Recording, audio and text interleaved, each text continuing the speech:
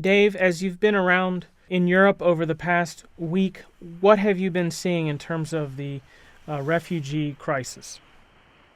The situation here is just something like I've never seen before. We're seeing thousands of refugees now who are crossing the border from Serbia into Hungary and finding passage to Germany via Austria right now. And so we're seeing people who are they're living in the train stations now. They're informal refugee settlements along the border. We're just seeing lots of women, children, and men who are making their way with literally nothing on their back except for food and water that are given to them along the way.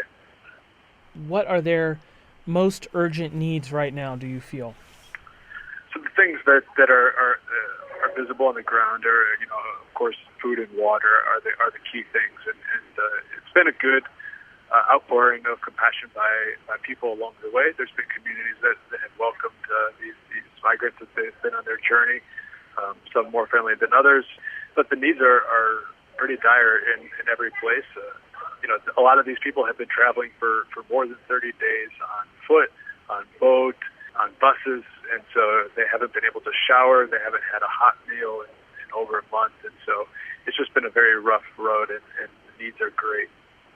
Dave, what is Samaritan's Purse and our partners? What are we doing to assist these refugees right now? So Samaritan's Purse has been working with partners here on ground to assess the situation and really determine what's most needed. And the way that we're addressing it right now is by giving food and water at various places along the journey where these people are coming from. And we've been able to do that near the Serbian border, working with partner organizations who are running the health clinic and the train station, and now looking into expanding that so that we can have wash stations where people can actually take a shower and use a clean restroom, and kind of building out a feeding program and building a mechanism like a soup kitchen where people can have a hot meal, be able to love on these people and show just them some compassion that I think that they're not receiving at every stop along the way. We're actually still at the source of the conflict. We're working in areas of Iraq where people are still enduring suffering, and then we're also able to work all along the way through Europe until these people are reaching their final destination. These refugees are not necessarily what people might have in their minds when they think of refugees. Can you describe kind of the background of some of these people? I think they're probably looking really to start a new life, want to work hard. Can you talk about them a little bit?